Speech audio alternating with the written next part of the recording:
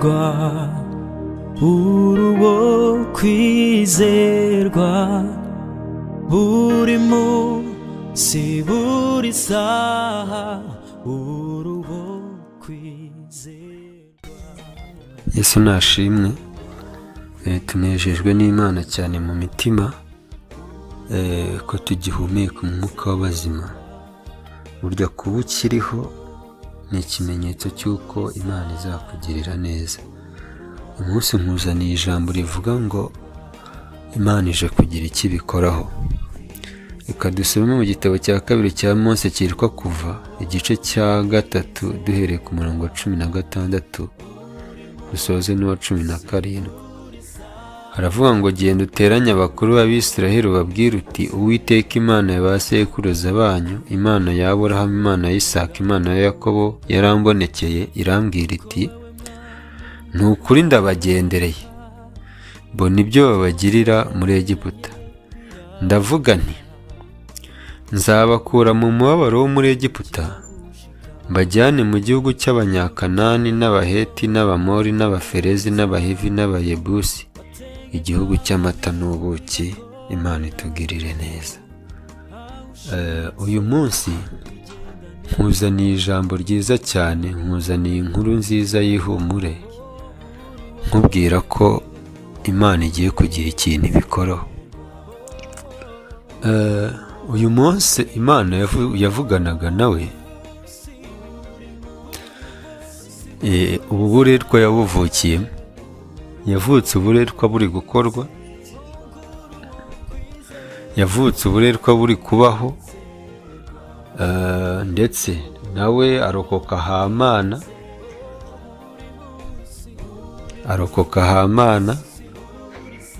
aragenda ajya kwa Farawo arererwayo, rwose yari igikomangoma. Ariko Bibiliya iravuga ngo kwizera niko kwatumye Mose ubwo yari amaze gukura yanga kwitwa umuhungu w'umukobwa wa Farawo, kuko yatekereje ko gutuka bamuhora Kristo ngo ari ubutunzi buruta ubw'Abanyegiputa bose babitse. Impamvu avuga ngo ari ubutunzi ni uko ubu butunzi bwa Egiputa Mose yari abufiteho umugabane. Mose yari abufiteho umugabane ukomeye cyane, ariko asanga kubana n'Imana, asangwa kubarwa mu mubare w'abana b'Imana aribwo butunzi buruta ubwamamare, buruta ubwo kubarwa mu muryango w'ibwami, buruta ibikomangoma. Ibi bintu byinshi dusengera bituraza amajoro, bituma benshi mutakaje ubugingo, Mose yari abifite, ariko abigereranyije n'ubugingo buhoraho, abugereranyije no kubana n'Imana abona biraciriritse.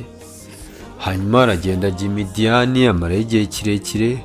Hanyuma ngo Imana iza kumubonekera, imubwira izina ryayo, iramubwira ngo ndi uwo ndi we, iramubwira ngo ndiho, kandi iramubwira ngo ndi Uwiteka, iravuga ngo iryo ni rwo rwibutso, iramubwira ngo iryo ni ryo zina ryanjye.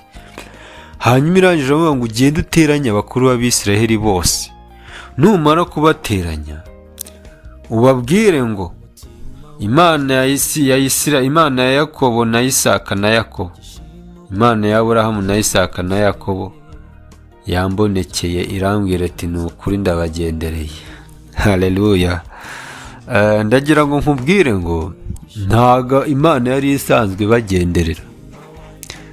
Imana yari isanzwe bagenderera, yari isanzwe ikora ibintu, yari isanzwe ikora ibintu bikomeye, yari isanzwe ikora ibintu. Ariko no kuba barakoraga uburetwa ntibapfe, no kuba batari barigeze bashira, nuko Imana yari iri kumwe nabo.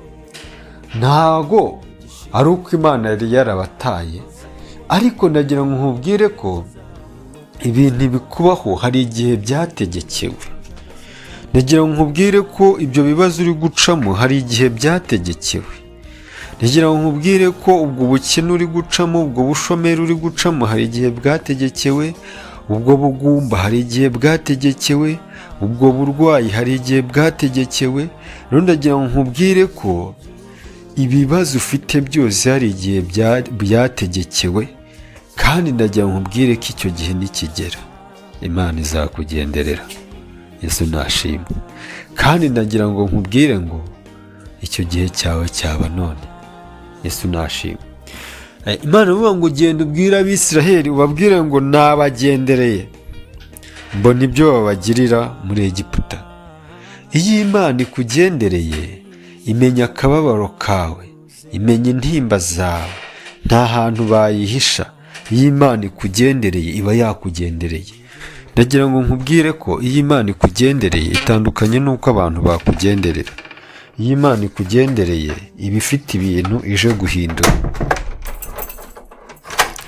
Hanyuma Imana irangije iramubwira ngo genda ubabwire ngo nabagendereye.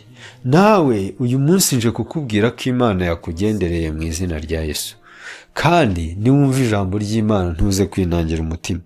Irababwira ngo nabagendereye, ndavuga nti nzabakura mu mubabaro wo muri Egiputa.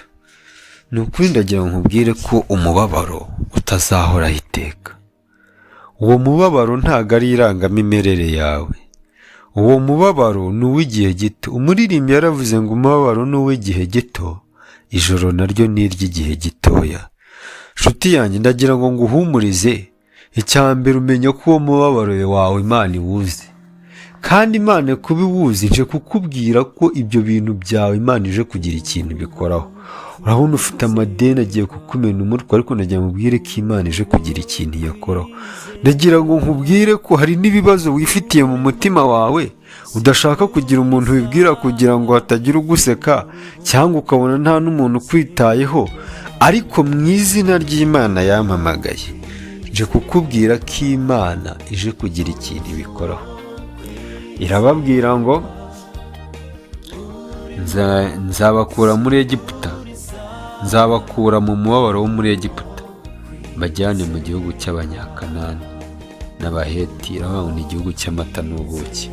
Nshuti yanjye, ndagira ngo nkubwire ko nubwo ibihe waba waraciye mu mateka ashaririye ukaba uri guca mu bintu bikakaye, ariko ndagira ngo nkubwire ko Imana ni inzobere mu gukemura ibintu bidashoboka. Yesu nashimwe. Imana yacu ni expert for impossible. Imana ni Imana ibasha gukemura ibintu bikomeye. Rero ndagira ngo nkubwire ko Imana yiteguye kugukura muri uwo mubabaro. Imana irebo yo kugukura muri izo ntambara urimo. Ni ukuri ndagira ngo nguhumurize. Imana kandi ahantu ikujyana ngo ni mu gihugu cy'amata n'ubuki. Rero ikintu ndi kukubwira, wikwigirira nabi. Bishoboka ko ubonaga ibintu byanze uri gupanga no kwiyahura.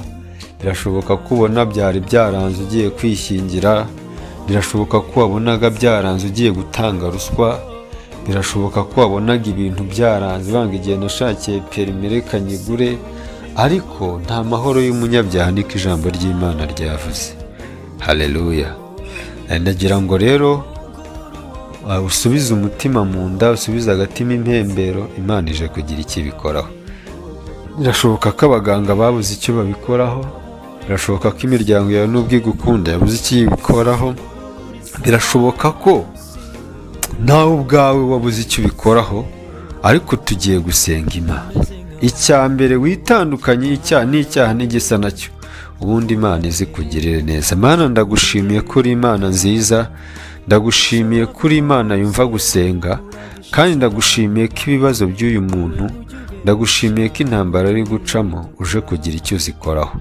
Urakoze ko uje kurema ibintu bishya, kandi urakoze ko uje gukora ibikomeye mu izina rya Yesu. Amen.